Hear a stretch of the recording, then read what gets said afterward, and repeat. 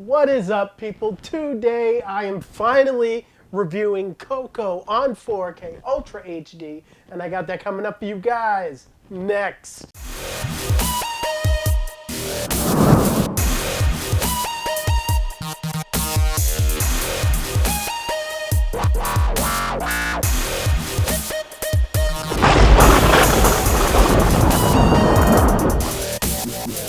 I'm getting back into my Academy Award films. I know it's really late, but March was a heavy month and April turned out to be just the dumping grounds for what I didn't get to review in March, and this is actually one of them.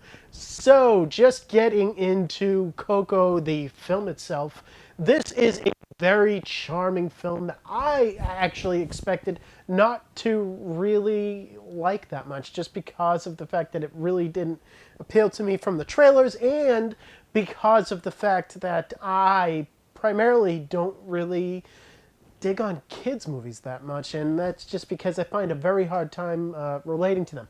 But this movie and its charm and the way that its lead character Coco just wants to be this mariachi musician, and how his family just really doesn't appreciate it, especially his grandmother. I just really I really dug that message, and I really dug the way that this movie looked.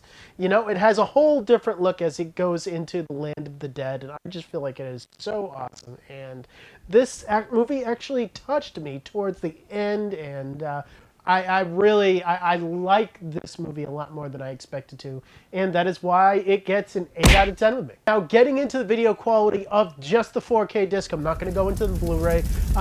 This 4K disc definitely it looks really good. You know, you have a lot of detail, especially in the bricks on the ground, and a lot of the surroundings. This is a very naturally beautiful animated film, and I feel like that really comes across in 4K.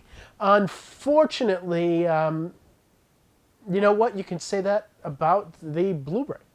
Honestly, I had a hard time telling the difference between the 4K and the Blu-ray, and that is a problem just because of the fact that I'm used to doing that, and yeah, this is just a reoccurring thing with animated films. I feel like a lot of them really have the problem of transitioning to 4K and really having people really see a stark difference, and there isn't. You know, this has HDR and you should tell the difference, but really it's hard for this one, and for that I do have to give this a 7 out of 10.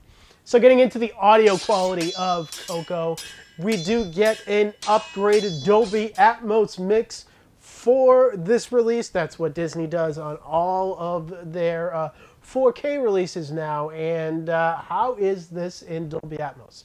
It's pretty good, you know? I will say that the height speakers do get kind of muted down here. I really didn't get a good sense of the height speakers on this release.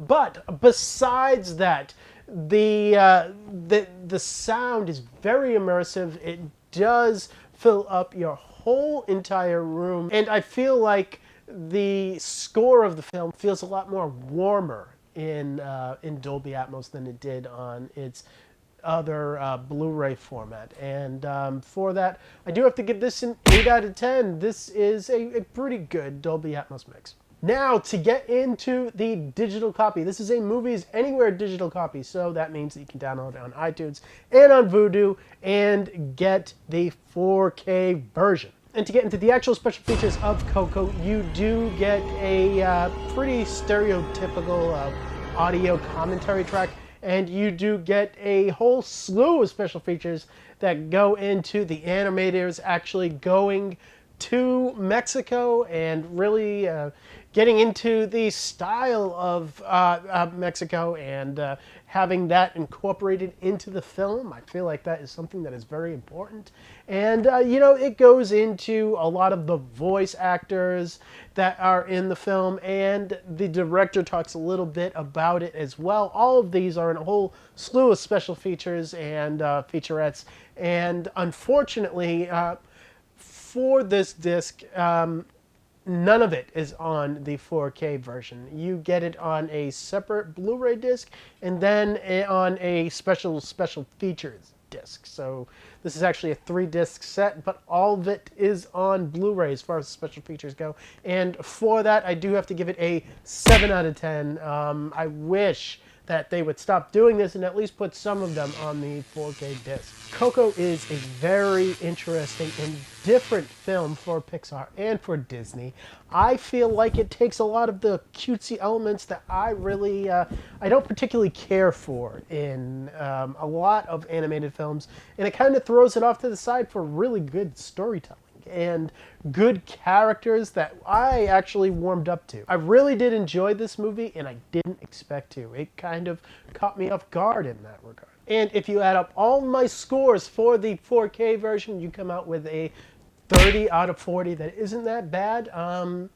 Really, people, though, I would suggest if you aren't a 4K purist, go with the Blu-ray, because you're not going to really see a lot of a difference. Just saying. So I am going to continue with my Academy Award films, and I'm going to be getting into The Darkest Hour, and I have that coming up to you really quick. So if you are excited, comment below and let me know. And hey, if you take a look at what is actually coming out, we have a whole slew of older releases to come out in 4K, and I'm going to try my damnedest to get into all of them. You know, you got Saving Private Ryan, you got Die Hard, you have Gladiator, you have Braveheart, you have The Matrix. There is some heavy hitters that are going to be coming out in May. I'm going to try to get to all of them.